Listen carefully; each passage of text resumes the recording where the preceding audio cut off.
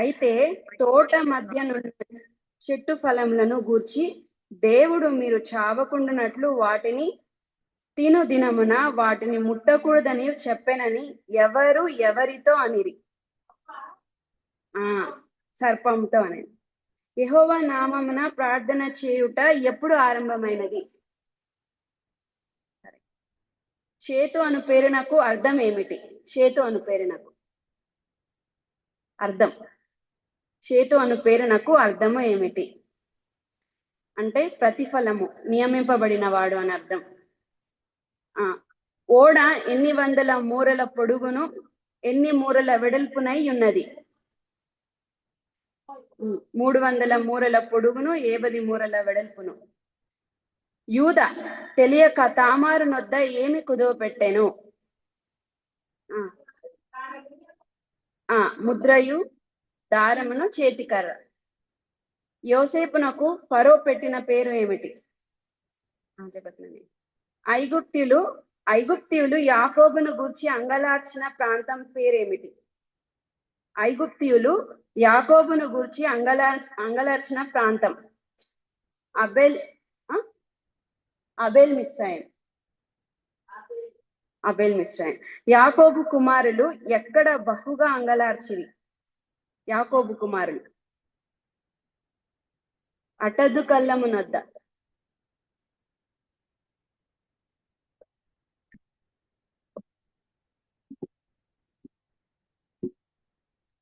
ఈరోజు నేను తీసుకున్న అంశము the victory of Daniel life.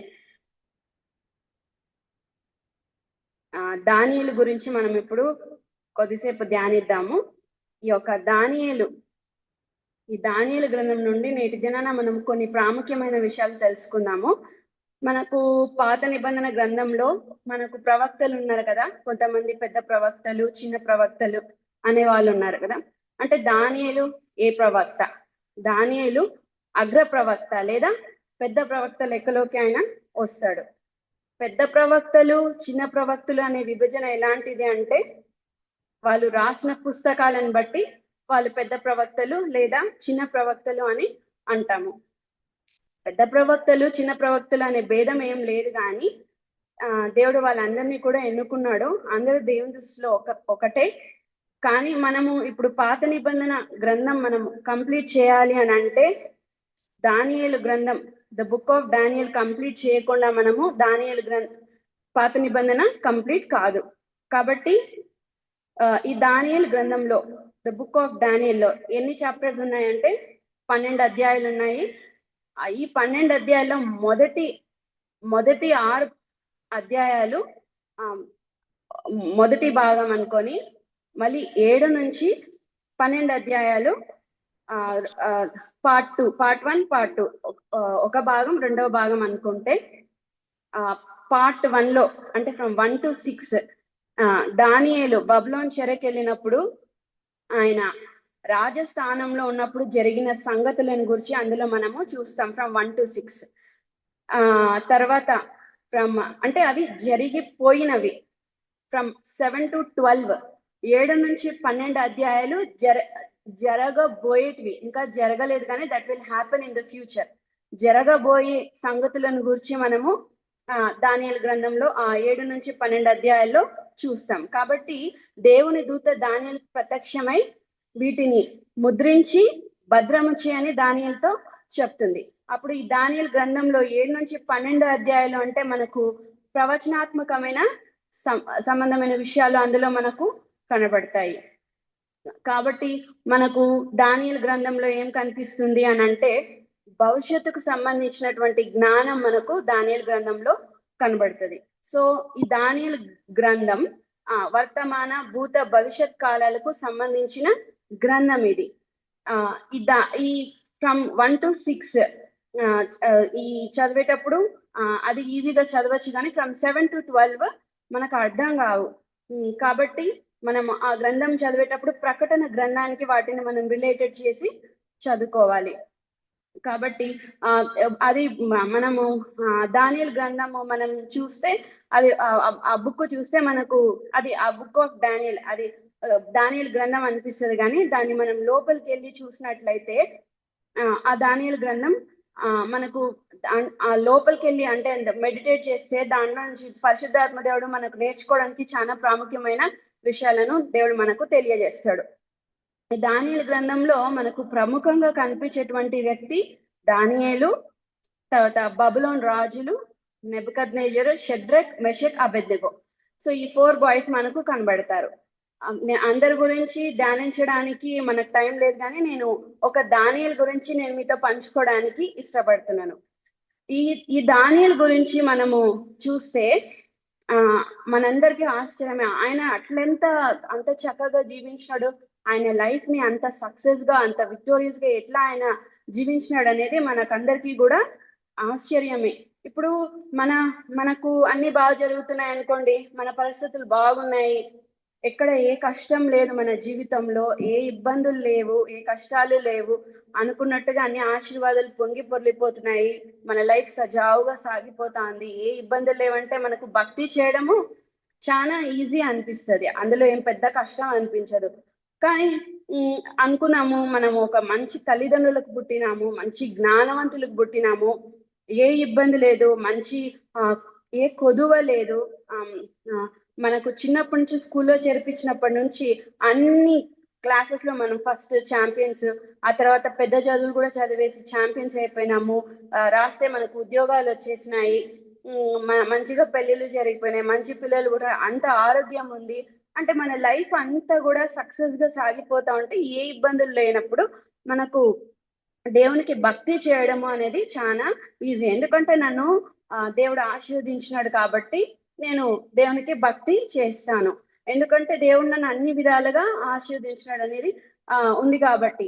ఇంకా మనం సంఘానికి కూడా రెగ్యులర్ గా వెళ్తాము, ఫ్రమ్ సండే టు సాటర్డే వరకు ఏ ప్రోగ్రామ్స్ జరుగుతున్నాయో అన్ని ప్రోగ్రామ్స్ కి కూడా మనం అటెండ్ అవుతాము, ఎందుకంటే దేవుడు నన్ను ఆశీర్వదించాడు కాబట్టి నేను దేవునికి భక్తి చేస్తున్నాను. కానీ ఈ యొక్క భక్తుడు దానియేలు భక్తుని తీసుకుంటే ఆయన ఎటువంటి పరిస్థితుల్లో ఆయన భక్తి చేశాడు అని అంటే ఆయన తన జనము కాదు, తన నాగరికత కాదు, తన సాంప్రదాయం కాదు, అన్యుల మధ్యలో విగ్రహారాధన నిండిన అటువంటి వాళ్ళ మధ్యలో తన నీతిని, తన భక్తిని, తన పరిశుద్ధతను ఆయన ఎలా కాపాడుకున్నాడో అది మనం తెలుసుకుంటే నిజంగా మన జీవితాలు ఎంతో ధన్యమైపోతాయి. ఈ యొక్క దానియేలు గ్రంథాన్ని పైకి చూస్తే మనకు అర్థం కాదు, కానీ లోపలికి వెళ్ళి మనం చూసినట్లయితే ఎన్నో ప్రాముఖ్యమైన విషయాలను అర్థం చేసుకోవడానికి పరిశుద్ధాత్మ దేవుడు మనకు సహాయం చేస్తాడు. కాబట్టి దానియేలు జీవితాన్ని ప్రముఖంగా మీ దృష్టిలో ప్రస్తావించి మిగతా వారి జీవితాలు కూడా దానియేలు జీవితంతో ఎలా అనుబంధమై ఉన్నాయో వాటిని జ్ఞాపకం చేసుకోవడం, తర్వాత ఎంతైనా ఈ పుస్తకాన్ని చదివేటప్పుడు వాటిని మనము మన దృష్టిలో పెట్టుకోవడం మంచిదిగా నేను భావిస్తా ఉన్నాను. ఇంకా దానియేలు గ్రంథంలో చూస్తే మనకు ఈ యొక్క దానియేలు జీవితంలో ఎటువంటి పాపము అనే ప్రస్తావన మనకు కనిపించదు. బైబిల్లో కొంతమంది పాపము అనే ప్రస్తావన లేని మనుషులు ఉన్నారు. యోసేపుని తీసుకుంటే యోసేపు జీవితంలో కూడా మనకు పాపము కనిపించదు. అయితే ఈ యోసేపు జీవితంలో పాపం అతనికి ఎదురైతున్నప్పుడు ఆయన పాపాన్ని విడిచిపెట్టి దూరంగా పారిపోయినట్లు మనం ఆదికాండ గ్రంథంలో చూస్తాము. తర్వాత అందుకనే ఈ యొక్క యోసేపును దేవుడు ఈ ఐగుప్తు దేశానికి ఆయన ప్రధాన మంత్రిగా హెచ్చించబడినట్టుగా మనం చూస్తున్నాం. తర్వాత దానియేలుని తీసుకుంటే దానియేలు కూడా ఆయన జీవితంలో పాపం అనేది కనిపించదు, కానీ ఆయన బబులోన్ సామ్రాజ్యానికి మొత్తానికి ఆయన ప్రధాన మంత్రిగా హెచ్చించబడినట్టుగా మనం చూస్తున్నాం. కాబట్టి ఇప్పుడు మనం దీని నుంచి మనం ఏం తెలుసుకుంటున్నాము అని అంటే, ఏ వ్యక్తులైతే తమ భక్తి జీవితాన్ని కాపాడుకుంటారో, ఏ వ్యక్తులైతే తమ విశ్వాస జీవితాన్ని కాపాడుకుంటారో, ఏ వ్యక్తులైతే తమ నీతిని, పరిశుద్ధతను, పాపం అంటకుండా ఒక స్టాండ్ తీసుకుంటారో అటువంటి వాళ్ళని దేవుడు ఒకానొక రోజు వాడుకుంటాడు అని ఈ దానియేలు గ్రంథం మనతో చెప్పడానికి ఇష్టపడతా ఉంది. కాబట్టి ఇటువంటి భక్తి మీరు నేను చేయగలిగితే మనము కూడా అదే కోవలో ఉండగలుగుతాము అని దానియేలు గ్రంథం మనకు నేర్పిస్తా ఉంది ఈ విషయాన్ని. కాబట్టి దానియేలు గ్రంథంలో మనకు ఈ యొక్క దానియేలు, ఈ షడ్రక్, మెషక్, అబెద్నెగో అని ఈ 4 బాయ్స్ మనకు కనిపిస్తారు.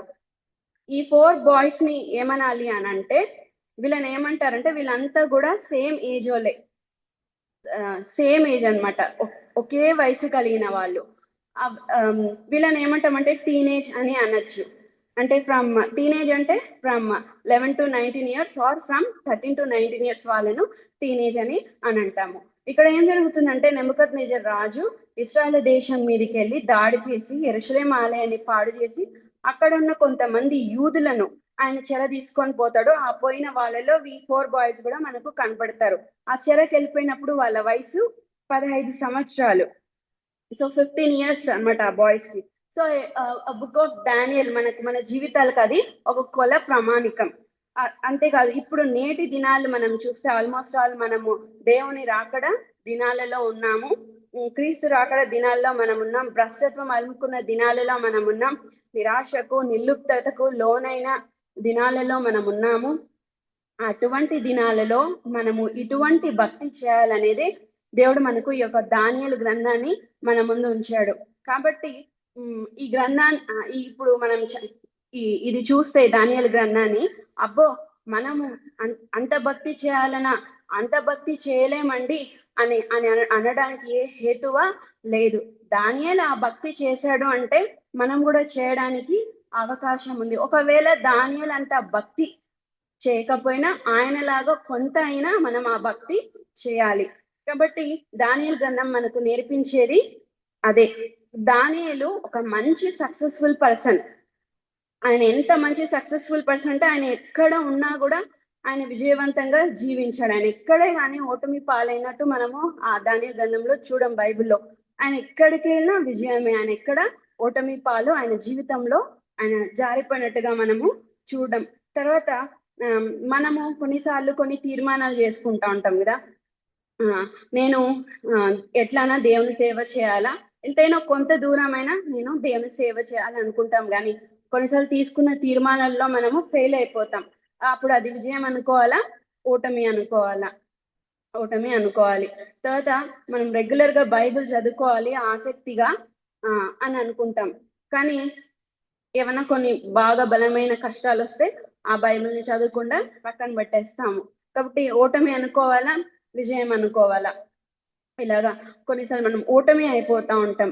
ఆ తర్వాత ఏమనుకుంటాం, అబ్బా నేను యేసయ్య కొరకు చాలా పరిశుద్ధంగా నేను జీవించాలి, నేను ఈసారి తప్పిపోకూడదు, ఆయన కొరకు జీవించాలని తీసుకున్న తీర్మానాలు మనము అసలు చూస్తే పరిశుద్ధత అనేది ఆనవాళ్ళే కనిపించదు. అంటే పోయిన సంవత్సరమే వెళ్ళి నేను చాలా పరిశుద్ధంగా జీవించినాను, ఎప్పుడో అంత పరిశుద్ధంగా జీవించలేకపోయినా. అంటే తీసుకున్న తీర్మానాలు విజయమా ఓటమినా? మళ్ళీ అనుకుంటాం, నేను ఎట్లా తిరిగానా నేను దేవుని సేవ చేసి కొన్ని ఆత్మలను దేవుని సన్నిధికి నడిపించాలని తీర్మానం చేసుకుంటాం. తీర్మానం చేసుకొని సంవత్సరం, నూతన సంవత్సరంలో 6 నెలలు అయిపోయినా కూడా అటువంటి ఏది కూడా మనకు కనిపించదు. కాబట్టి అది విజయం అనుకోవాలనా, ఓటమి అనుకోవాలనా? అనుకుంటాం, నేను దినంలో దేవునికి 2.5 hours టైం అన్నా నేను ఇవ్వాలి అని అనుకుంటాం. కానీ ఏమైపోయింది, మనం తీసుకున్న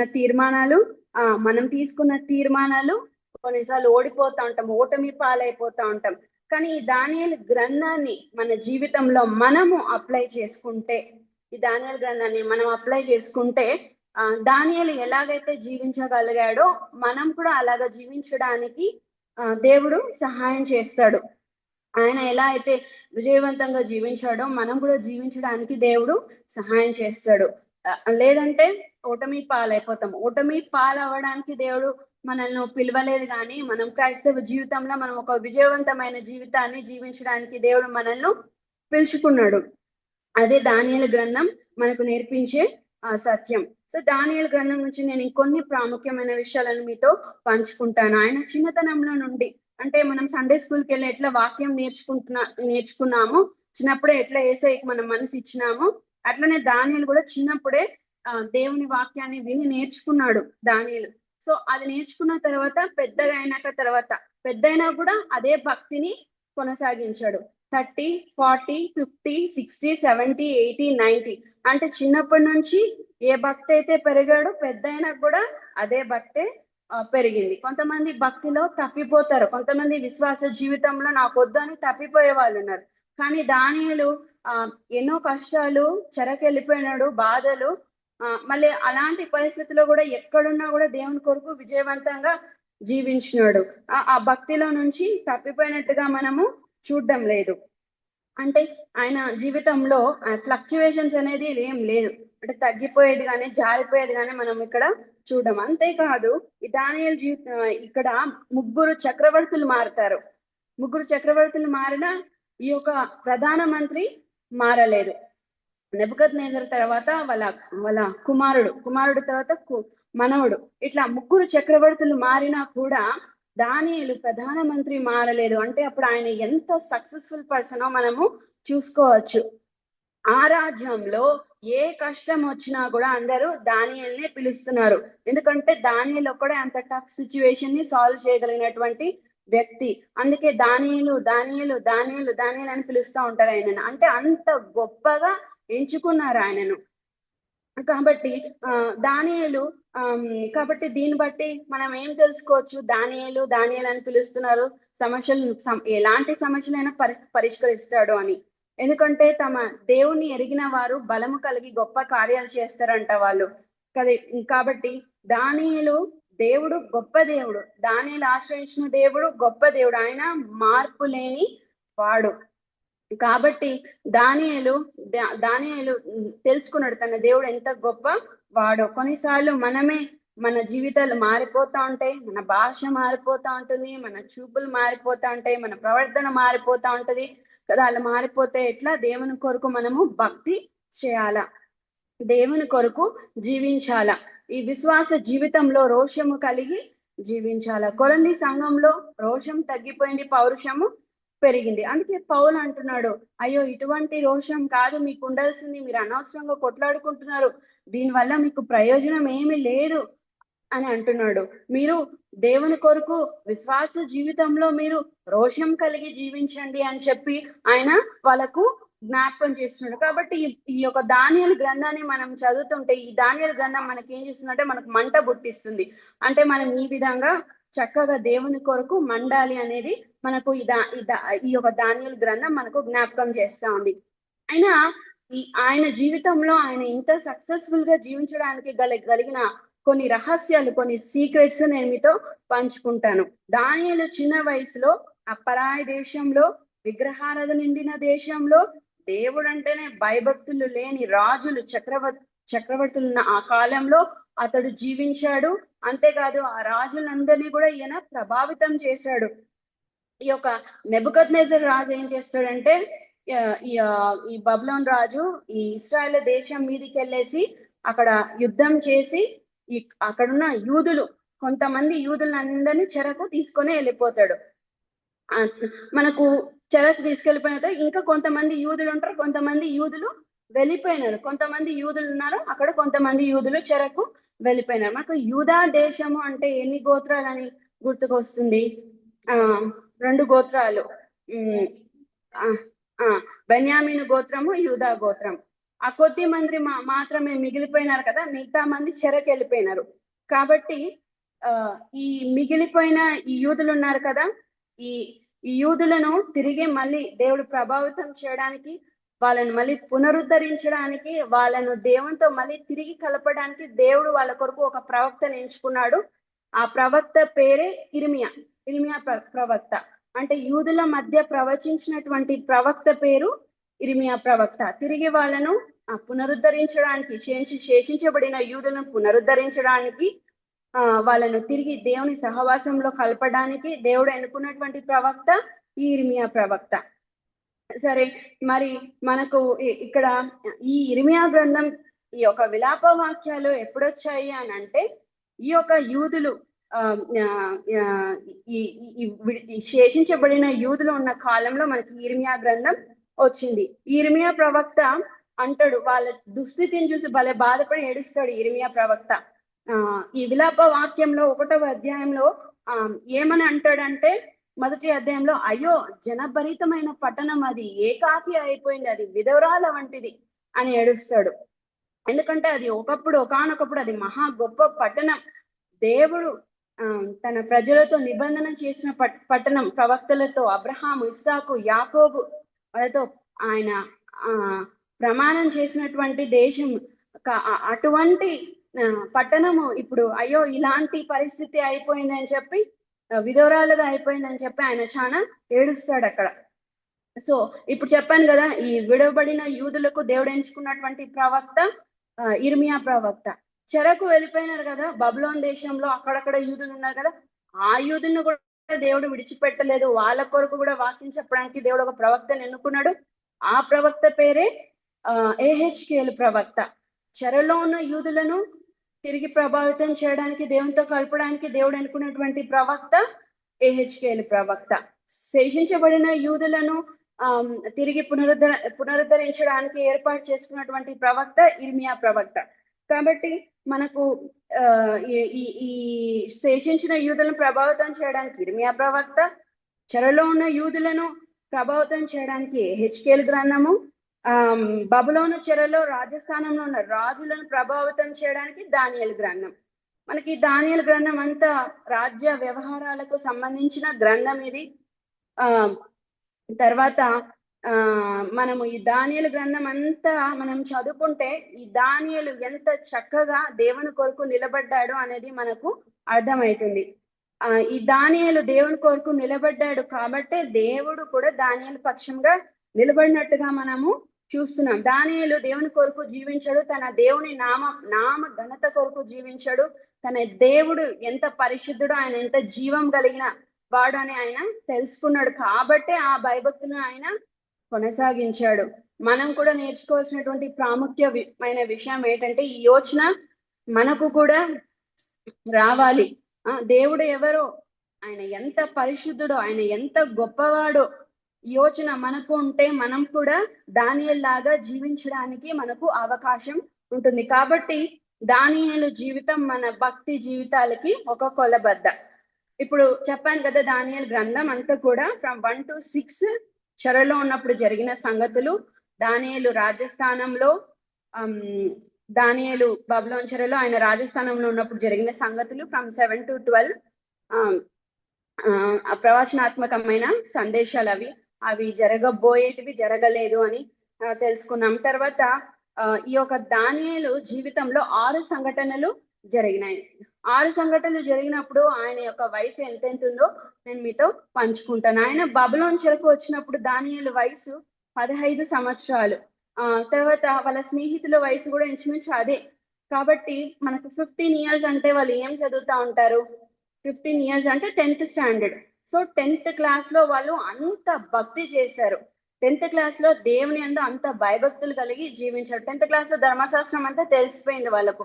మరి తెలియకపోతే మరి అంత చక్కగా ఎట్లా జీవిస్తారు వాళ్ళు? మనం సండే స్కూల్కి వెళ్ళి ఎట్లయితే నేర్చుకున్నామో అట్లనే చిన్నప్పటి నుంచి దేవుని వాక్యము దానియేలుకి బాగా తెలిసింది కాబట్టి ఆ వయసులో అంత భక్తి చేశాడు దానియేలు. ఇప్పుడు 10th class పిల్లలకి అంత వాక్యం తెలుసా? అంత వాక్యం వస్తుందా? మరి వీళ్ళు చూస్తే అంత బైబిల్ తెలిసిపోయింది, అంత భక్తిగా జీవించారు. నెక్స్ట్ ఏమంటే 2nd chapter లో బబులోను రాజుకు 2వ అధ్యాయంలో ఆయనకి ఒక కళ వస్తుంది. కళ వచ్చినప్పుడు ఆయన కళ వచ్చి ఆయన కళ మర్చిపోతాడు. ఆయన అప్పుడు అందరినీ పిలుస్తాడు, జ్యోతిష్కులను, శకునగాళ్ళను అందరినీ పిలిచి, నాకు కళ వచ్చింది, మీరు నాకు ఆ కళ భావం చెప్పాలంటే, చెప్తాం రాజా, మాకు మీరు కళ చెప్పండి, మేము మీకు కళ భావం చెప్తాము అని అంటారు. అదంతా ఏం లేదు, నేను కళ మర్చిపోయినాను, మీరు నాకు కళ చెప్పాలి, తర్వాత మీరు కళకు భావం కూడా మీరు చెప్పాలి. అయితే అప్పుడు వాళ్ళు ఎవరు కూడా చెప్పలేకపోయినారు కళను. అదేంటి ఈ రాజు ఇంత మూర్ఖుడు, కళ చెప్పాలా? కళ ఎట్లా చెప్తాము? కళ చెప్తే కదా మేము కళ భావం చెప్తాము. అయితే అలాగా అనుకున్నప్పుడు ఆయన అంటాడు, నా సంగతి తెలుసు కదా మీకు అందరికీ, నేనేం చేస్తాను, కాబట్టి నాకు అవన్నీ తెలీదు, కళ చెప్పాలి, కళకు మీరు భావము కూడా చెప్పాలి అంటే అప్పుడు ఆ కళ నేను చెప్తాను అని దానియేలు ముందుకు వస్తాడు. ఆ కళ ఆయన మాత్రమే చెప్పగలడు. కాబట్టి ఆయన రాజు దగ్గరికి వెళ్ళి అడుగుతాడు, నాకు కొంచెం సమయం ఇవ్వు రాజా, నేను ఖచ్చితంగా కళ చెప్తాను, మీ కళకు నేను భావము చెప్తాను అని అంటాడు.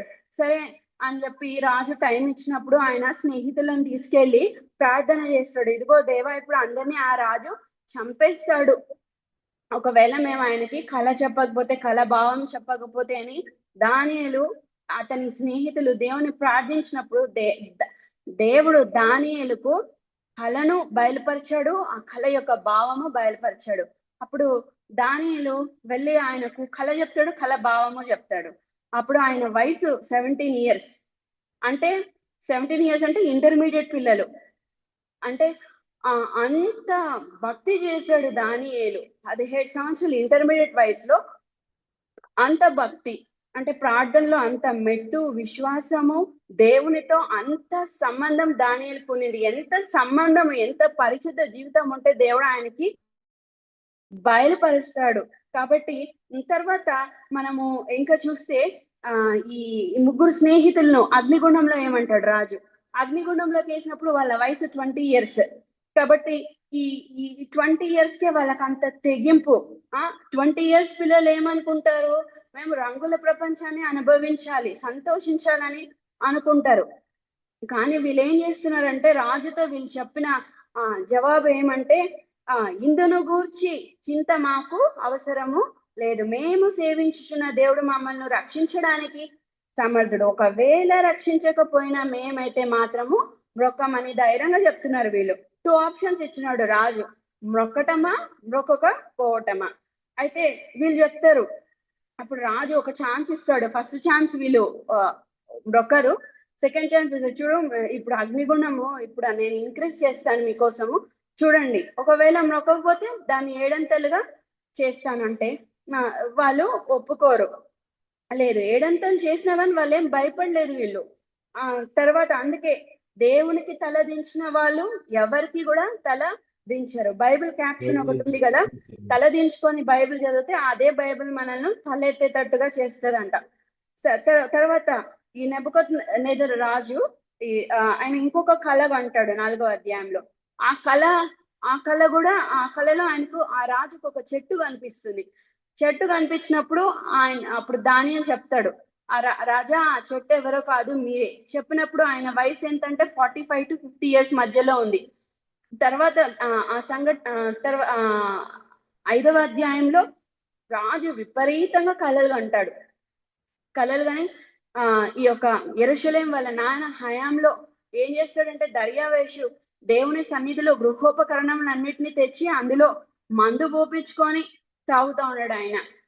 ఆయన స్నేహితులందరినీ 1000 మంది వరకు ఆయన గ్యాదర్ చేసుకొని ఆయన బాగా అక్కడ ఎంజాయ్ చేస్తూ ఉన్నాడు. దేవుని పాత్రలను తీసుకొని అందులో మందు పోపించుకొని తాగుతా ఉన్నప్పుడు ఆయనకి ఏం కనిపించదు, కానీ ఒక వైట్ వాల్ మీద ఒక హ్యాండ్ వచ్చి రాస్తుంది, ఒక హ్యాండ్ రైటింగ్ రాస్తుంది, మెనే టికెలు ఫార్సిల్ అనే ఒక శాసనం రాసినప్పుడు ఆయనకు అర్థం కాదు. అప్పుడు కూడా దానియేలు వస్తాడు, వచ్చి దానికి భావం చెప్తాడు, రాజా ఇంకా లేదు, దేవుడు పెట్టుకున్న లిస్టులో మీ నేమ్ లేదు రాజా, అయిపోయింది మీ పని, దేవుడు తీసేసినాడు మిమ్మల్ని అన్నప్పుడు రాజుతో ఎంత ధైర్యంగా చెప్తున్నాడు. కింగ్తో చెప్పాలంటే ఎవరికి ధైర్యం రాదు, ఎందుకంటే చంపేస్తారు కాబట్టి. దేవుడు చెప్పమన్నప్పుడు ఆయన ఎంత ధైర్యంగా చెప్తున్నాడు, రాజా లేదు దేవుడు నిన్ను తీసేసినాడు అన్నప్పుడు ఆయన అప్పుడు ఆ రోజు రాత్రికి ఆయన చనిపోయినట్టుగా మనము చూస్తాం. తర్వాత ఇంకొకటి, దానియేలు సింహ బోన్లో వేసినప్పుడు ఆయన వయసు 83 years. మనం ఇక్కడ దానియేలు ఎంతెంత వయసులో ఎంతెంత భక్తి చేశాడో మనం చూస్తున్నాం. కాబట్టి దానియేలు గ్రంథంలో దానియేలు గ్రంథం నేర్చుకోవాల్సింది ఏంటి, మనం ఏం తెలుసుకుంటామంటే, ప్రతి అధికారం కూడా దేవుని చేతిలో ఉన్నట్టుగా మనము చూస్తా ఉన్నాం. చరిత్ర కూడా ఆయన చేతిలో ఉంది. కొన్నిసార్లు ప్రపంచంలో జరిగే సంగతులను మనకు అర్థం కాదు, కానీ దేవునికి తెలియకుండా ఏవి కూడా జరగవు. దేవునికి అన్ని తెలిసే జరుగుతున్నాయి. మనం కర్నూలు ఇన్సిడెంట్ చూసినాం కదా, 2025లో బస్సులో పోయే వాళ్ళు కాలిపోయినారు కొంతమంది. అదెంత భయంకరం కదా. అంటే దేవునికి ఏ టైంలో ఏం జరుగుతుందో తెలుసు. పలానా టైంలో అక్కడ వాళ్ళు కాలిపోతారు, లేదా ఇంకా పలానా టైంలో ఇక్కడ భూకంపం వస్తుంది, ఒక దేశం ఇంకొక దేశం మీదకి యుద్ధానికి పోతున్న అక్కడ చాలా మంది చనిపోతారు. అట్లా దేవునికి ప్రపంచం యొక్క దుస్థితి, ప్రపంచం యొక్క అది మొత్తం అన్ని కూడా దేవునికి ఎక్కడ ఏమి జరుగుతుందో అన్ని కూడా ఆయనకు తెలుసు. ఆయనకు తెలియకుండా ఏది లేదు. ఆయన ప్రపంచం యొక్క స్థితిగతులన్నీ కూడా దేవుని చేతిలో ఉన్నాయి. దానియేలు గ్రంథం మనకు చెప్తున్నది. కాబట్టి ప్రపంచం ఎంత అల్లకల్లోలంగా ఉన్నా, ప్రపంచం ఎంత దౌర్భాగ్య స్థితిలో ఉన్నా కూడా దేవుడు మాత్రం తన కొరకు భక్తి కలిగిన వారిని ఏర్పాటు చేసుకుంటాడు. తన కొరకు విశ్వాస జీవితం ఉన్న వాళ్ళని ఏర్పరచుకుంటాడు. విశ్వాసంగా జీవిస్తున్నప్పుడు వాళ్ళకు దేవుడు బహుమానాలు కూడా ఆయన వాళ్ళకు ఇస్తాడు. ఇట్టి పరిస్థితుల మధ్య దానియేలు భక్తి చేశాడు. అంత సేఫ్ గా like life is bed of roses అంటారు కదా, అట్లా ఉన్నప్పుడు భక్తి చేయలేదు. అంత టఫ్ సిచ్యువేషన్స్ అట్లా ఉన్నప్పుడు ఆయన భక్తి చేశాడు. దేవుని కొరకు భూ ప్రపంచంలో దేవుని కొరకు నీతిగా బ్రతికే వాళ్ళు కూడా మనము చూస్తాం. అలాంటి వాళ్ళకి కష్టాలు తప్పవు. నీతిగా బ్రతికే వాళ్ళకు కష్టాలు ఉంటాయి. మనం పరలోక రాజ్యానికి వెళ్ళాలి అంటే అనేక కష్టాలు అనుభవించే మనము పరలోక రాజ్యానికి వెళ్ళాలి. మనం ఏదో సేఫ్ గా అన్ని సజావుగా సాగిపోయి మనం పరలోకానికి వెళ్ళలేము. కాబట్టి ఎన్నో నిందలు వస్తాయి, ఎన్నో శ్రమలు వస్తాయి. మనుషులు మనల్ని ఎంతో నిందిస్తారు, మనల్ని అవమానకరంగా మాట్లాడతారు. నువ్వు ఒకవేళ పరిశుద్ధంగా జీవించడం అనుకో, నీకెక్కడో రహస్య పాపం ఉంది అని అంటారు. నువ్వు ఎంత సిన్సియర్ గా చదువుకొని కాపీ కొట్టకుండా రాసినావు అనుకో, మళ్ళీ మా మంచి మార్కులు వచ్చినట్టే ఆడ కాపీ కొట్టింది అని అంటారు. ఎవరు నీతిగా బతికే వాళ్ళకు ఎక్కడ చోటు ఉండదు, వేస్తూనే ఉంటారు నిందలు. కాబట్టి తప్పవు శ్రమలు అనేవి. దేవుడు అంటే లోకంలో మీకు శ్రమ కలుగున, అయినా మీరు ధైర్యం తెచ్చుకోండి, నేను ఈ లోకాన్ని జయించినాను అని దేవుడు అంటాడు. కాబట్టి సద్భక్తితో జీవించే వాళ్ళకి ఈ లోకంలో శ్రమలు ఉంటాయి. నీతి కొరకు జీవిస్తే హింస వస్తుంది. కాబట్టి దానియేలు ఏం పాపం చేసినాడని చెప్పి సింహబోన్లో వేసినారు. యోసేపు ఏం పాపం చేసినాడని చెప్పి ప్రిజన్ లో పెట్టినారు. వాళ్ళు ఏ పాపం చేయలేదు, కానీ నీతిమంతునికి కలుగు ఆపదలు అనేకములు, కానీ వాటన్నిటిలో నుంచి యెహోవా వాణిని విడిపించును. యోసేపు కానీ దానియేలు జీవితంలో వాళ్ళకు శ్రమ కలిగింది, అయినప్పటికీ కూడా దేవుడు వాళ్ళను కాపాడి తప్పించినట్టుగా మనము చూస్తున్నాం. అయితే ఈ దానియేలు గ్రంథం మనం 7 నుంచి 12 అధ్యాయాలు చదివితే దానియేలు గ్రంథంలో ఏముంటుంది అంటే ప్రవచనాత్మకమైన సందేశాలు ఉంటాయని మాట్లాడుకున్నాం మనం. రాబోయే సంఘటనలు అంటే దేవుని దూత దానియేలుకు ప్రత్యక్షమై ఈ సంఘటనలన్నిటి కూడా ముద్రించి భద్రం చేయని చెప్పింది. యేసుక్రీస్తు ప్రభు రాబోతున్నాడు అనేది కూడా అందులో ఉంది. కాబట్టి దానియేలు దగ్గర ఒక క్యాలెండర్ ఉంది, ఎప్పుడెప్పుడు ఏం జరుగుతుంది అనేది. దాని ప్రకారం ఆయన ప్రార్థన చేస్తా వెళ్ళాడు. బబులోను చెరకు వచ్చిన తర్వాత 70 సంవత్సరాల చెర ముగిసిపోయింది వాళ్ళకు. దేవుడు వాళ్ళకి ప్రామిస్ చేస్తాడు, నేను మీ దేశానికి పంపిస్తా, మీరు అక్కడికి వెళ్ళి ఆలయాన్ని మీరు కట్టుకుంటారు అని చెప్పాడు దేవుడు. కాబట్టి అది ప్రార్థన చేస్తాడు దానియేలు, దేవా మాకు ఇలా చెప్పారు కదా, ఆఫ్టర్ 70 years మీరు మా దేశానికి పంపిస్తాను, మీరు అక్కడ ఆలయాన్ని కట్టుకుంటారని మీరు మాతో నిబంధన చేశారు కదా, మాకు చెప్పారు కదా అన్నప్పుడు దేవుడు దానియేలు ప్రార్థన విని, కాబట్టి యూదులకు రాజు మారిపోతాడు. అప్పుడు కోరేష్ అనే రాజు వచ్చినప్పుడు ఆయన వచ్చి, యూదులు మీరు మీ దేశానికి వెళ్ళిపోవచ్చు, అంతేకాదు ఆ రాజు ఏ గృహోపకరణాలు తెచ్చాడో అవన్నీ కూడా లెక్క కట్టి మీకే ఇచ్చేస్తాము, మీరు వెళ్ళొచ్చి మీరు ఆలయాన్ని కట్టుకోవచ్చు అన్నప్పుడు అని అట్లాగా శాసనం రాసేస్తాడు ఆయన. సో కాబట్టి మనం దీన్ని బట్టి ఏం తెలుసుకుంటున్నామని అంటే ఇదంతా ఎలా సాధ్యమైంది అని అంటే దేవుని వలనే సాధ్యమైంది. దేవుడే వీళ్ళకు సహాయం చేస్తాడు. అందుకనే మనుషులు నమ్ముకుంట కంటే యెహోవాను ఆశ్రయించడం మేలు, రాజులు నమ్ముకుంట కంటే యెహోవాను ఆశ్రయించడం మేలు. కాబట్టి వీళ్ళకు సహాయము దేవుడి నుంచి కలిగింది, దేవుడే వీళ్ళకు కృప చూపినాడు.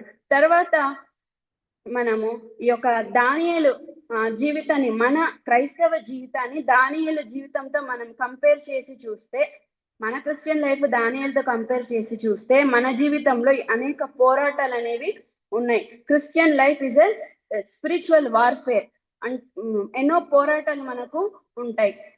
ఎప్పుడైతే మనము సైనికుడు ఎలా ఉంటాడు, చాలా అపరిమితంగా ఉంటాడు. అంటే ఎప్పుడు ఎక్కడి నుంచి వచ్చి మన పైన దాడి జరుగుతుందో మనకు తెలియదు. కాబట్టి అక్కడ సైనికుడు ఎట్లా ఉంటాడు, చాలా కేర్ఫుల్ గా జాగ్రత్తగా ఉంటాడు. ఇప్పుడు మనము యేసయ్యతో మనం రక్షించబడి నిబంధన చేసుకున్నాం, నేను మీ కుమార్తెను, మీరు నా తండ్రి, నేను మీ బిడ్డనని ఎప్పుడైతే ఆయన రక్తం చేత కడగబడినామో అప్పటి నుంచే మనకి ఈ లోకంలో పోరాటము అనేది స్టార్ట్ అవుతుంది. కాబట్టి మనకు శత్రువులు ఎవరు అని అంటే శత్రువులు సాతాను, లోకము, మన శరీరము. సో సాతానుని ఈ లోకాన్ని పక్కన పెడితే మన శరీరంతో పోరాడము అనేది చాలా చాలా కష్టమైన పని. ఎందుకంటే శరీరం ఎప్పుడు మనతోనే ఉంటుంది. కాబట్టి మనకు మనకేమనిపిస్తుంది అంటే కాసేపట్ల ఇంత పని చేసినాం కదా, కాసేపట్ల కూర్చొని టీవీ చూస్తే ఏం తప్పు ఉంది అని ఆ ఎంటర్టైన్మెంట్ ప్రోగ్రామ్స్ చూస్తే తప్పేముంది, జస్ట్ జోక్సే కదా, కొంచెం రిలాక్స్ అయిపోతాం కదా, నవ్వుకోవచ్చు కదా అని అనిపిస్తుంది. కానీ మరొక వాయిస్ ఏమొస్తుంది, అపహాసకులు కూర్చున్న చోట కూర్చుండక బైబిల్ చదువుకోవచ్చు కదా, ప్రార్థన చేసుకోవచ్చు కదా అని ఒక వాయిస్ వస్తుంది మనకు. కాబట్టి తప్పేముంది, సీరియల్స్ చూసి ఏమైనా తప్పుందా, ఏం తప్పు లేదు కదా అని అనిపిస్తుంది. కానీ దేవుడు ఏం మాట్లాడతాడు, అవన్నీ కూడా కల్పనా కథలు, చూడకూడదు, దేవునికి అయిష్టమైనవి మనము చేయదని మనకు ఇంకొక వాయిస్ వినిపిస్తుంది. కాబట్టి విశ్వాసులకు శరీరంతో చాలా పోరాటం అనేది ఉంటుంది. కాబట్టి ఇంకా ఏంటంటే ప్రార్థన చేసుకోవచ్చు కదా, దానియేలు అయితే మోకరించి ప్రార్థన చేసుకున్నాడు. అంతసేపు అవసరమా ప్రార్థన, అంత మోకరించి అంత అవసరమా? కానీ మోకరించి ప్రార్థన చేశాడంటే మోకరించి ప్రార్థన చేస్తే మోకాళ్ళ మీద we are surrendering our flesh body everything to God. కాబట్టి దానియేలాగా దానియేలు అటువంటి భక్తి చేశాడు. అటువంటి భక్తి మనం చేస్తే అంటే ఆయనకు వయసు పెరిగిపోయినప్పటికీ కూడా ఆయన ఎక్కడే కానీ తగ్గిపోయినట్టుగా చూడడం లేదు. అంటే ఆయనలో ఏ మార్పు లేదు. కొంతమంది జీవితాలు మారిపోతాయి, కొంతమంది మనుషులు మారిపోతారు, కానీ దానియేలు ఇక్కడ మారిపోలేదు. ఎందుకంటే దానియేలు దేవుడు మార్పు లేని దేవుడు. ఇంకా ఆయన విజయానికి కలిగిన రహస్యం ఏంటంటే ఆయన ఎప్పుడు దేవునితో సంబంధం కలిగినటువంటి వ్యక్తిగా మనము చూస్తా ఉన్నాం. దేవునికి ఆయనకు చాలా రిలేషన్షిప్ ఉన్నట్టుగా చూస్తున్నాం. అందుకే ఆయన అంత సక్సెస్ఫుల్ గా ఆయన భక్తిగా కొనసాగించాడు. కొన్నిసార్లు కొన్ని ఛాలెంజెస్ మనకు ఎదుర్కొంటాం, మనం భయపడతాం, ఇదేం కష్టాలు, ఇవేం బాధలని మనం భయపడతాం. కానీ దానియేలేమో భయపడలేదు. ఆయన ఎన్ని ఛాలెంజెస్ ఆయనకి ఎదురవుతున్నా ఆయన ధైర్యంగా ముందుకెళ్తున్నాడు. నీ భక్తి నీకు ధైర్యము పుట్టించదా అని అంటాడు కదా. కాబట్టి దానియేలు జీవితాన్ని దేవుడు మన ముందు ప్రత్యక్షపరుస్తున్నాడు. ఎందుకంటే మనం కూడా అటువంటి భక్తి చేయాలి, అలాగా మనం ఆయనలాగా జీవించాలనేది దేవుడు ఆయనను మన ముందు ప్రత్యక్ష పరుస్తున్నాడు. ఇంత గొప్ప విజయానికి గల కారణాలు ఏంటి, అంత సక్సెస్ఫుల్ గా ఎట్లా జీవించాడు అంటే దానియేలు పేరులోనే కనబడుతుంది మనకు విజయము అని. దానియేలు తన తల్లిదండ్రులు దానియేలుకు దానియేలు అనే పేరు పెట్టారు. దానియేలు అంటే దాని అర్థం ఏంటి అని అంటే యెహోవానా న్యాయాధిపతి, దేవుడైన న్యాయాధిపతి ఆ మీనింగ్.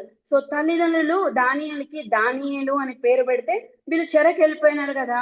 ఈ నెబుకద్నెజర్ రాజు వాళ్ళని బబులోను చెరకు వెళ్ళిపోయినప్పుడు ఆ నెబుకద్నెజర్ రాజు ఏం చేస్తాడంటే వాళ్ళందరికి వాళ్ళ దేవతల పేరు పెడతాడు. అట్లా దానియేలుకి ఏమని పేరు పెట్టినాడంటే బెల్తెషాజర్ అనే పేరు పెట్టాడు. అంతకు బబులోను అంటే ఏంటి, ఈ యొక్క బబులోను అంటే తారుమారు అని దాని అర్థం. ఈ తారుమారు అని అంటే బాబెల్ గోపురం ఉంది కదా ఆదికాండ గ్రంథంలో, దాని కొనసాగింపే ఈ యొక్క బబులోను. సో ఈ యొక్క బబులోన్లో ఏమున్నాయి అని అంటే విపరీతమైన విగ్రహారాధన, జ్యోతిష్కులు, శకునగాండ్రు, రాజులు పూజించే సాంప్రదాయము, ఎటు చూసినా విగ్రహాలే, అంటే గందరగోళం, తారుమారు అయిపోతారు అక్కడికి వెళ్ళిపోతే. అటువంటి పరిస్థితిలో దానియేలు, షద్రక్, మెషక్, అబేద్నెగో ఎక్కడ కూడా కన్ఫ్యూజ్ అవ్వలేదు, డైలమాలో పడలేదు. వాళ్ళ భక్తి వాళ్ళు చిన్నప్పటి నుంచి ఎట్లాంటి భక్తి అయితే నేర్చుకున్నారో ఆ ప్లేస్ లో కూడా అంతే చక్కగా భక్తిగా విశ్వాసంగా తొట్టిల్లకుండా అట్లా స్టాండ్ అయ్యారు వాళ్ళు. ఎందుకంటే చిన్నప్పటి నుంచి వాళ్ళు నేర్చుకున్నటువంటి భక్తిని ఎక్కడ కూడా వాళ్ళు తొలగిపోయినట్టుగా చూడం. మనకు లోకంలో చూసి ఎంత గందరగోళం అనిపిస్తుంది, అక్కడికి వెళ్ళినప్పుడు ఏది ఫాలో కావాలో ఏది ఫాలో కాకూడదో కొన్నిసార్లు అర్థంగా తారుమారు. కానీ వీళ్ళ భక్తి అలా గందరగోళంలో పడలేదు, డైలమాలో వీళ్ళ విశ్వాసము పడలేదు. తర్వాత వీళ్ళు బబులోనికి వచ్చినప్పుడు ఆ రాజు వీళ్ళను ఇలా అడిగిండొచ్చు, నీ పేరేంటి, నీ పేరేంటి, నీ పేరేంటి అని అడిగిండొచ్చు.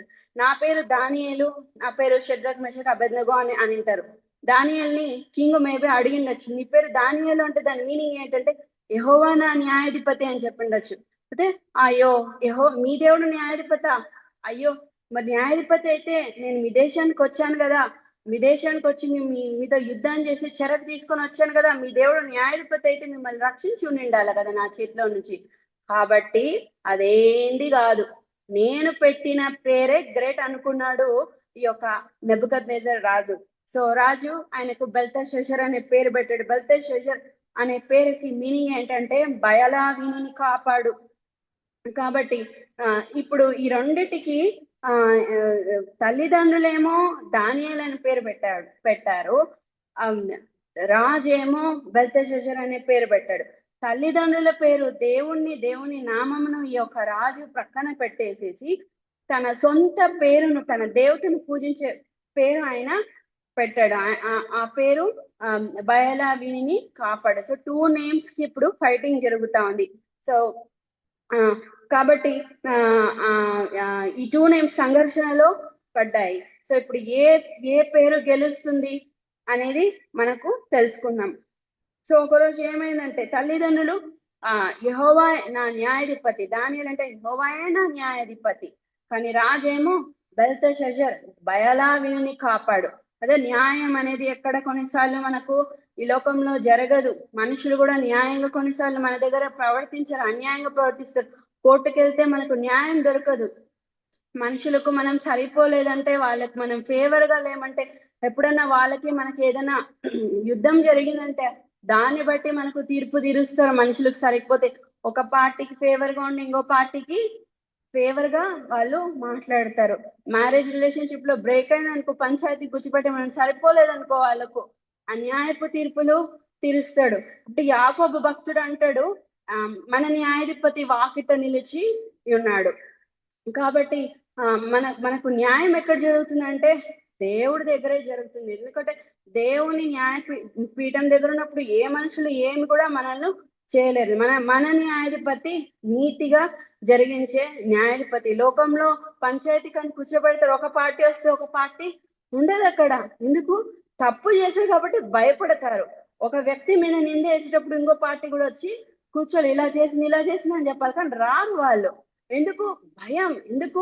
ఈ పార్టీ ఏమన్నా చెప్తే అక్కడి నుంచి ఇంకో పార్టీ కూడా చెప్తుంది కాబట్టి లోకంలో అట్లా ఒకరు వచ్చి ఒకరు పంచాయతీకి రాకపోతే అది ఫెయిలే. మరి ఆ పర్సన్ అపధికుడు కాబట్టి రాలేదు. మళ్ళీ దాన్ని పంచాయతీ అని అనరు. కాబట్టి లోకంలో మనకు న్యాయం కొన్నిసార్లు జరగదు. కాబట్టి యేసు ప్రభు మన నీతి కలిగిన న్యాయాధిపతి, ఆయన దగ్గర ఎవరు కూడా తప్పించుకోలేదు.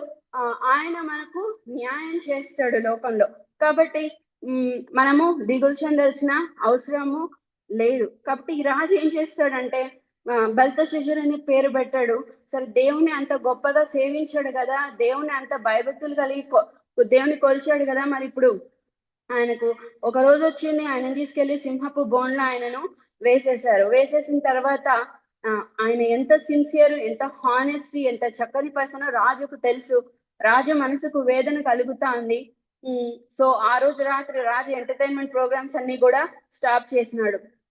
ఆయన వెళ్ళి దానియేలు అని పిలుస్తున్నాడు. నెక్స్ట్ డే వెళ్ళి జీవం గల దేవుని సేవకుడైన దానియేలు అని అంటున్నాడు. అంటే అప్పుడు దానియేలు ఏమని స్పందిస్తాడంటే, రాజా నేను బ్రతికినాను రాజా, నాకు ఏమి హామ్ లేదు రాజా, ఇక్కడ రాజా నేను ఏం తప్పు చేశానని చెప్పి నన్ను సింహ బోన్లో పడేస్తారు రాజా అని అంటాడు. అంటే దానియేలును బయటికి తీసినట్టుగా చూస్తున్నాము. ఇంతకు రాజు బెల్తెషాజర్ అనే పేరు పెట్టాడు కదా, మరి ఆ బెల్తెషాజర్ అని పిలవచ్చు కదా. మరి జీవం గల దేవుని సేవకుడైన దానియేలు అని అంటున్నాడు. అంటే ఇప్పుడు దేవుడే గెలిచాడు, బయలు ఓడిపోయింది కనుక దానియేలు సేవించే దేవుడు, దానియేలు కొలిచే దేవుడు దానియేలుని కాపాడినట్టుగా మనం ఇక్కడ చూస్తున్నాం. ఆయన ఎట్లా సేవించాడు? వితౌట్ సీజింగ్, ఎప్పుడు నిత్యము సేవించాడు. అప్పుడప్పుడు క్రిస్మస్ కో లేకపోతే ఈస్టర్ కో ఏదైనా ఇంపార్టెంట్ అకేషన్స్ ఉన్నప్పుడు అట్లా సేవించలేదు దానియేలు, నిత్యము సేవించాడు దానియేలు. కాబట్టే దేవుడు దానియేలు పక్షాన కార్యం చేసినట్టుగా చూస్తున్నాం. బయలు ఓడిపోయింది, దేవుడే గెలిచినట్టుగా చూస్తున్నాం. ఇంకా ఆయన అంత సక్సెస్ఫుల్ గా జీవించడానికి ఎట్లా దేవుడు ఆయనకు అంత గొప్ప విజయం, ఆయన ఎంత సక్సెస్ గా ఎట్లా జీవించాడు అంటే, ఈయన దేవునికి ప్రతిష్ఠించుకున్నాడు. ఈ యొక్క దానియేలు అంటే ప్రతిష్టతలో జయం కనిపిస్తుంది. ఏ విధంగా అతడు ప్రతిష్ఠించుకున్నాడు దేవునికి? ఆయన పేరులోనే మనకు విజయం కనపడతా ఉంది, ప్రతిష్టతలో కూడా మనకు జయం కనిపిస్తా ఉంది. తనకు తాను డెడికేట్ చేసుకున్నాడు. ఈ 4 బాయ్స్ షడ్రక్, మెషక్, అబేద్నెగో, దానియేలు అక్కడ అందరినీ సెలెక్ట్ చేసుకున్నారు కదా. సెలెక్ట్ చేసుకున్న వాళ్ళలో ఈ 4 బాయ్స్ ని సెపరేట్ చేస్తారు. ఎందుకని సెపరేట్ చేస్తారంటే వీళ్ళు మంచి పర్సనాలిటీ కలిగిన వాళ్ళని, వీళ్ళు మంచి జ్ఞానవంతులని, వీళ్ళు మంచి ప్రజ్ఞాశాలి, నైపుణ్యత కలిగిన వారు, మంచి జ్ఞాన వివేకం కలిగిన వారు. కాబట్టి ఈ 4 బాయ్స్ ని సెపరేట్ చేసి ఏం చెప్తారంటే, వీళ్ళకు రాజు చెప్తాడు, వీళ్ళకి ట్రైనింగ్ ఏంటి, వీళ్ళని నేను నా రూమ్ లో పెట్టుకుంటాను అంటాడు. అప్పుడు రాజుకి ఏ ఫుడ్ అయితే సప్లై అవుతుందో అవన్నీ, రాజు టేబుల్ మీద ఏ డిషెస్ అయితే ఉంటాయో అవన్నీ కూడా ఆ 4 బాయ్స్ కి కూడా వాళ్ళు సప్లై చేస్తారు. కానీ ఈ దానియేలు ఏం చెప్తాడు అని అంటే, ఈ దానియేలు చేసుకున్నటువంటి తీర్మానం ఏమంటే, రాజుగారికి పెట్టే భోజనం మాకొద్దు, రాజుగారు తాగే పానీయం కూడా మాకొద్దు అని అంటాడు. అండ్ మొదటి అధ్యాయం 8వ వచనంలో మనం చూస్తే దేవుడు మనకు అక్కడ ఒక చక్కని మాట రాశాడు. రాజు భుజించే భోజనంను, రాజు తాగే ద్రాక్షారసంను పుచ్చుకొని తనను అపవిత్రపరచుకొనకూడదు అని దానియేలు ఉద్దేశించి తాను వాటిని పుచ్చుకొనక ఉండెను. అవి తింటే నేనేమైపోతాను, అపవిత్రం అయిపోతాను. కాబట్టి నాకు అపవిత్రం అవడం ఇష్టం లేదు, దానియేలుకు అపవిత్రం అవడం ఇష్టం లేదు. ఎందుకంటే ఆయన దేవుని కొరకు పరిశుద్ధంగా జీవించాలనే ఒక కోరిక ఆయనకు ఉన్నట్టుగా చూస్తున్నాం. నా దేవుని కొరకు జీవించాలి. ఎవరి మెప్పు కావాలి నాకు? మనుషుల మెప్పు కాదు, నాకు దేవుని మెప్పు కావాలి. దేవుణ్ణి సంతోష పెట్టాలి, అది ఆయన టార్గెట్.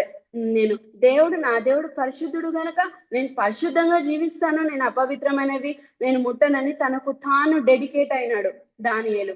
నేను దేవునికి ఇష్టంగా జీవించాడు కాబట్టే ఆయనకు ఆ ప్రతిష్ఠతలో జయం కనబడతాంది. ఆ తర్వాత వాళ్ళు అంటారు, మాకు నార్మల్ ఫుడ్ చాలు, వెజిటేబుల్స్ ఫుడ్ చాలు అని అంటారు. అంటే ఆయన అంటాడు, అయ్యో రాజుకు తెలిస్తే నన్ను చంపేస్తాడు, అట్లా చేస్తే ఎట్లా అంటే, లేదు లేదు నువ్వు ఒక 10 days చూడు, ఆఫ్టర్ 10 days నువ్వు చూడు, మమ్మల్ని అబ్జర్వ్ చేయ మేము ఎలా ఉంటాము అన్నప్పుడు ఆఫ్టర్ 10 days వీళ్ళ ముఖాలు ఎట్లా ఉన్నాయి, చిక్కిపోలేదు, బలం తగ్గిపోలేదు, చాలా ప్రకాశంగా వీళ్ళు కనిపిస్తా ఉన్నారు. ఎందుకంటే పరిశుద్ధత వాళ్ళ ముఖానికి ప్రకాశాన్ని ఇస్తుంది, పరిశుద్ధత వాళ్ళకు మంచి ఆరోగ్యాన్ని అనుగ్రహించింది. కాబట్టి పరిశుద్ధత లేకుండా ఎవడను ఎన్నడూ కూడా దేవుణ్ణి చూడనేరడు. కాబట్టి ఈ యొక్క మనకు ఈ బబులోన్లో వాళ్ళు ఎలాగో ఉన్నారు అని అంటే, వాళ్ళు ఎక్కడే గాని అపవిత్రమైనట్టు మనము చూడము. ఈ బబులోన్లో ఏముంది అనుకున్నాము? ఈ బబులోన్లో శకునగాండ్రు, జ్యోతిష్కులు, మంత్రతంత్రాలు పుట్టింది కూడా ఆడే, అస్ట్రాలజీ డెవలప్ అయింది అక్కడే.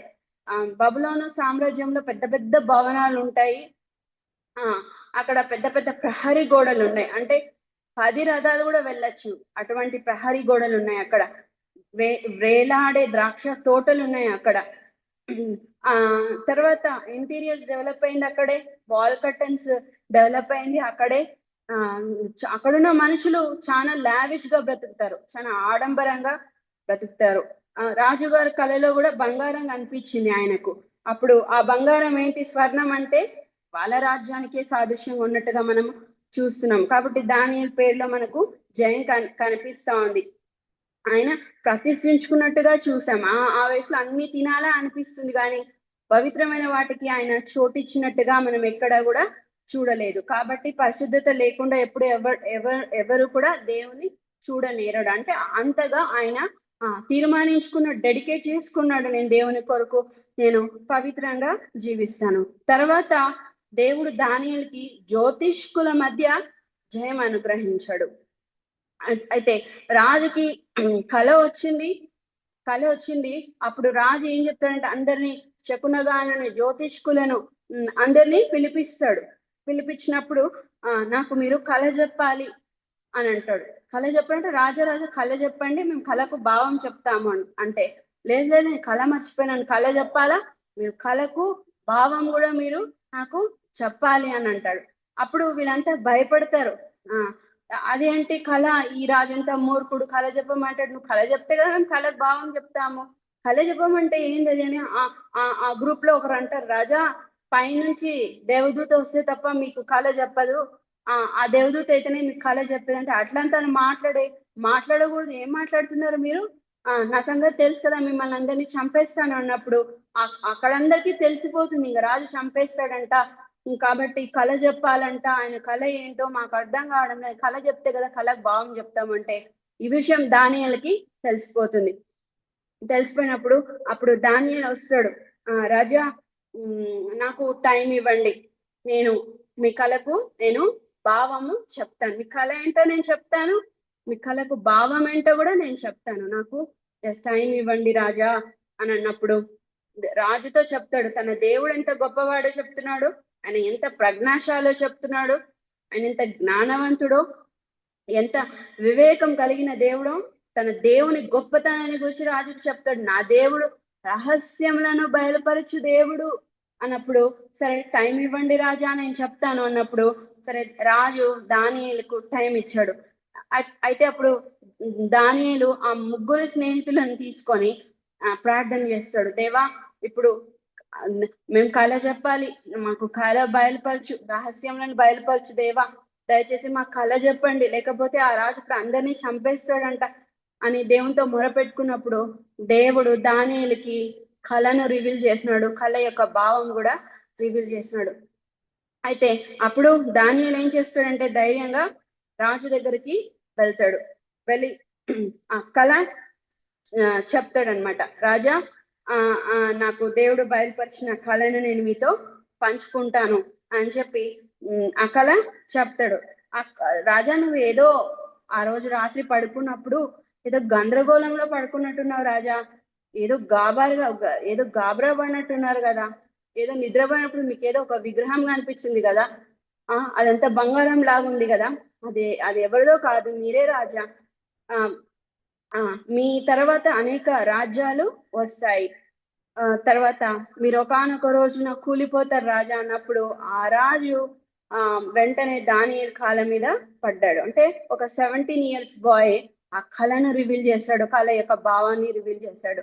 అంటే జ్యోతిష్కుల మధ్య ఆయనకు జయము అనుగ్రహించాడు. కాబట్టి రహస్యంలో బయలుపరిచే దేవుడు మన దేవుడు. కొంతమంది సైంటిస్టులు కూడా నేను విన్నా, డిస్కవర్ చేసేటప్పుడు వాళ్ళు మాకు ఇది అర్థం కానప్పుడు మేము దేవునికి ప్రార్థన చేసుకొని బైబిల్ చదివి ప్రార్థన చేసి దేవా నేను ఇది ఇన్వెంట్ చేస్తున్నాను నాకు అర్థం కావడం లేదన్నప్పుడు దేవుడు వాళ్ళకు బయలుపరిచినట్టుగా వాళ్ళు చెప్పారు. ఎగ్జాంపుల్ గా నేను ఒక వ్యక్తిని తీసుకున్నాను, ఆయన పేరు శామ్యుయల్ మోరిస్ అనేటువంటి వ్యక్తి. ఆయన టెలిగ్రాఫ్ ని కనిపెట్టాడు. అంటే మనము తీగల ద్వారా మాటలు పంపిస్తారు కదా, అది శామ్యుయల్ మోరిస్ అనేటువంటి వ్యక్తి. గ్రహం బెల్ టెలిఫోన్ ని కనబడితే ఆ తీగల ద్వారా మనం మాట్లాడే మాటలు వెళ్తున్నాయి కదా, అది ఈ యొక్క శామ్యుయల్ మోరిస్ ఆయన ఇన్వెంట్ చేసినట్టుగా మనం చూస్తున్నాం. ఈయన అమెరికాలో ఒక మంచి నావెలిస్ట్, ఈయన దేవుని యందు చాలా భయభక్తులు కలిగినటువంటి వ్యక్తి. ఈయన చెప్తాడు, నాకు అర్థం కానప్పుడు నేను బైబిల్ చదివినాను, ప్రార్థన చేసి దేవుని హెల్ప్ అడిగినప్పుడు దేవుడు నాకు బయలుపరిచాడు అని చెప్పాడు. సో ఈయన ఆ యొక్క టెలిగ్రాఫ్ ని కనిపెట్టిన తర్వాత తీగల ద్వారా ఫస్ట్ దేవుని వాక్యాన్ని ఆయన పంపిస్తాడు. అదేంటంటే వాట్ హ్యాత్ గాడ్ బ్రాట్. సంఖ్యాకాండం 23వ అధ్యాయం 23వ వచనంలో యెహోవా మహాత్మ క్రియ అని ఆయన పంపించాడు. కాబట్టి మొదటిగా ఆ తీగ ద్వారా దేవుని వాక్యాన్ని పంపించాడు. కాబట్టి ఎందుకు ఇలాగా చెప్పానంటే మన దేవుడు రహస్యములను బయలుపరచు దేవుడు. కాబట్టి ఇంకా ఈ యొక్క దానియేలుకి ఏ విధంగా ఇంత గొప్ప విజయం వచ్చింది అంటే ఆయనకు ప్రార్థన ద్వారా అంత గొప్ప విజయం కలిగింది. దానియేలు 6వ అధ్యాయం 10వ వచనంలో చూస్తే దానియేలు ప్రార్థన ద్వారా విజయం వచ్చినట్టుగా మనము చూస్తాం. మనందరికీ తెలుసు, ఒక రాజుగారికి తప్ప ఒక 30 days ఎవరికే గాని పూజించకూడదు, నమస్కారం చేయకూడదు అనేది ఒక శాసనము క్రియేట్ చేస్తున్నారు అక్కడ. అప్పుడు ఈ విషయము దానియేలుకు కూడా తెలిసిపోయింది. కాబట్టి ఒక 30 days రాజుకు మాత్రమే రొక్కాలి. ఒకవేళ ఆజ్ఞను మీరితే సింహబోన్లో వేసేస్తారు. ఈ శాసనం పాస్ అయిపోయింది, ఈ బిల్ పాస్ అయిపోయింది, అందరు సైన్ చేసేసినారు. కాబట్టి ఈ విషయం దానియేలుకు కూడా తెలిసినప్పటికీ కూడా దానియేలు ఏం చేస్తాడంటే మళ్ళీ ఉద్యోగం అయిపోతేనే ఇంటికి వెళ్ళి మళ్ళీ బైబిల్ చదువుకున్నాడు. యెరూషలేము ఆలయం తట్టు ఆయన తలుపులు తెరిచి ఆయన ప్రార్థన చేస్తా వచ్చినాడు. సో వాళ్ళు కనిపెట్టేసినారు దానియేలుని. కనిపెట్టి పట్టుకున్నారు దానియల్ని. పట్టుకొని నువ్వు చెప్పాం కదా 30 days రాజుకు తప్ప ఎవరికి పూజ చేయకూడదని, మళ్ళీ నువ్వు ఇది ఆజ్ఞ మీరినావు కదా నువ్వు, కాబట్టి ఈ విషయం రాజుకు తెలుపుతారు. తెలిపినప్పుడు రాజుకు బాధ అవుతుంది. ఆయన ఏ తప్పు చేయని వాడు కదా, ఆయన ఇంత చక్కని వాడు, హానెస్టీ పర్సన్ కదా, మళ్ళీ ఎందుకు ఎట్లా వేస్తాం దానియల్ని? ఇప్పుడు వాళ్ళు లేదు లేదు రాజు ఆజ్ఞ మీరిన వాళ్ళు ఎవరైనా సరే వాళ్ళు ఈ యొక్క పనిష్మెంట్ అనేది ఖచ్చితంగా చేయాల్సిందే అని అన్నప్పుడు రాజు సరే అని చెప్పి దానియల్ని తీసుకెళ్లి వాళ్ళు సింహ బోన్లో పడేస్తారు. సింహ బోన్లో పడేస్తారు, కానీ రాజు మనసు ఎంతో వేదనగా ఉంటుంది. ఎందుకంటే ఒక హానెస్ట్ పర్సన్ ఈయన ఏ తప్పు కూడా చేయని వాడు, అటువంటి వాడిని నువ్వు సింహ బోన్లో వేసినామే అని చెప్పి రాజు ఆ రోజు నైట్ అంతా కూడా ఎంటర్టైన్మెంట్ ప్రోగ్రామ్స్ అన్నిటిని కూడా స్టాప్ చేసేసాడు. ఆయనకు మనసుకు వేదన, ఆయనకు బాధ అవుతా ఉంది. ఎందుకంటే ఒక హానెస్ట్ పర్సన్ తీసుకెళ్లి, ఒక మంచి వ్యక్తిని తీసుకెళ్లి సింహ బోన్లో వేసేసినాం. ఆయనకు మనసు బాగలేదు. ఉదయకాలమే వెళ్ళిపోతాడు. అక్కడికి వెళ్ళిపోయి దానియేలు జీవం కలిగిన దేవుని సేవకుడైన దానియేలు అని దాని పిలుస్తా ఉన్నప్పుడు ఆ యొక్క దానియేలు స్పందించినాడు.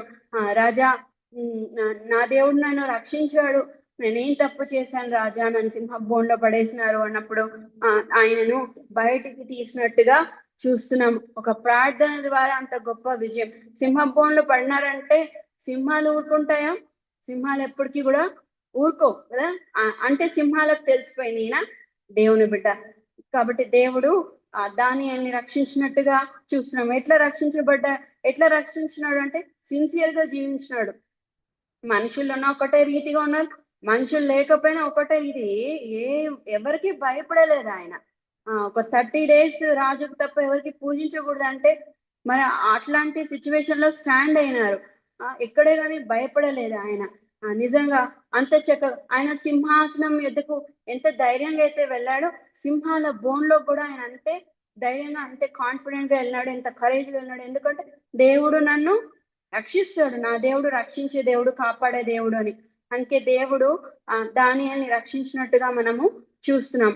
ఇంకా ఏంటంటే సింహాల మధ్య జయం కలిగింది. దానియేలు 6:22 దేవుడు తన దూతలను పంపించి ఆ సింహపు నోళ్లను మూసేసినారు. మీరు మామూలుగా తెలుసు కొంతమంది సింహాల దగ్గరికి సంతోషంగా వెళ్తారు. వెళ్ళి ఒకసారి అంతే ఒక అతను ఇట్లా చేయబెట్టాడు అనమాట. లైన్ తో ఆడుకుంటా ఆ లైన్ ముచ్చటిస్తా ఉన్నాడు. చేయబెట్టినప్పుడు ఆ లైన్ ఇట్లా లాగేసింది. గట్టిగా అరుస్తా ఉన్నాడు ఆయన. రక్షించే వాళ్ళు లేరు. గట్టిగా ఎవరు పెట్టమన్నారు చేయట్లా. కొన్నిసార్లు యూట్యూబ్ లో కూడా చూస్తే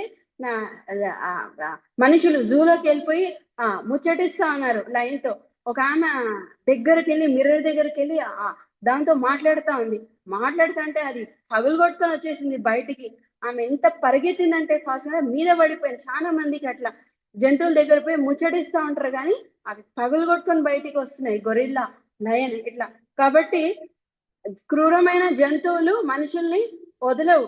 కొన్నిసార్లు తమాషగా వాటితో ఏదో ముచ్చటించాలని వెళ్తారు, కానీ వాటిని వదలవు. కానీ ఈ యొక్క సింహపు బోన్లో దానియేలు పడినప్పుడు దానియేలు ఆ సింహాలు తెలుసుకున్నాయి అతను నీతి కలిగిన వాడు, దేవుని భక్తులు కలిగినటువంటి బిడ్డ అని వాటికి తెలిసిపోయినాయి. కాబట్టి దేవుడు దూతను పంపించాడు అక్కడికి. దానియేలుకు ఎటువంటి హామ్ అక్కడ కలగలేదు, ఎటువంటి ఆపద సింహాలు ముట్టలేదు.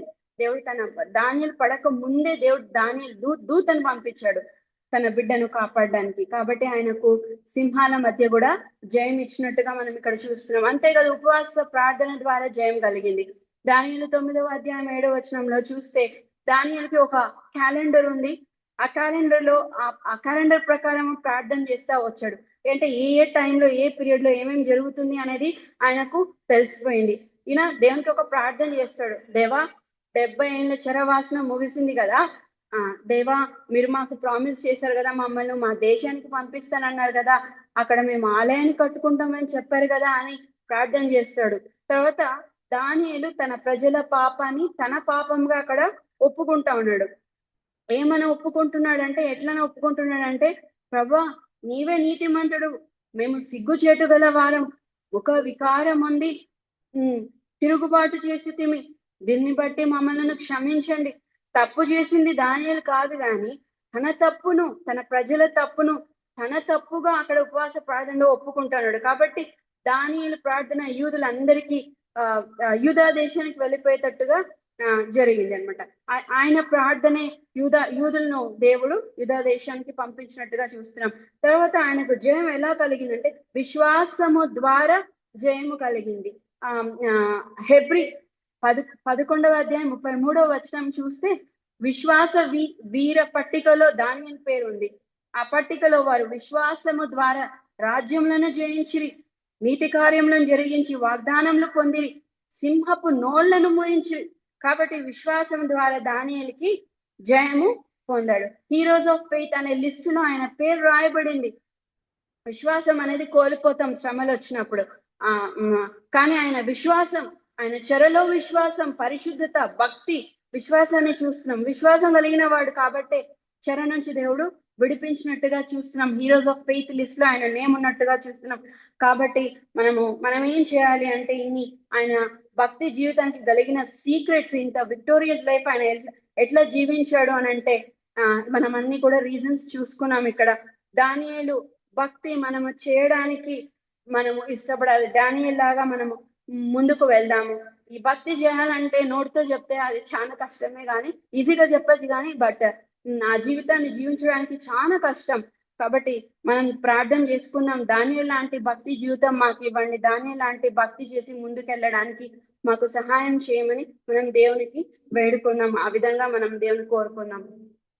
నాకు ఇచ్చిన అవకాశం బట్టి థ్యాంక్స్ చెప్తున్నాను. చక్కని వాక్యం అందించిన కీలకు మన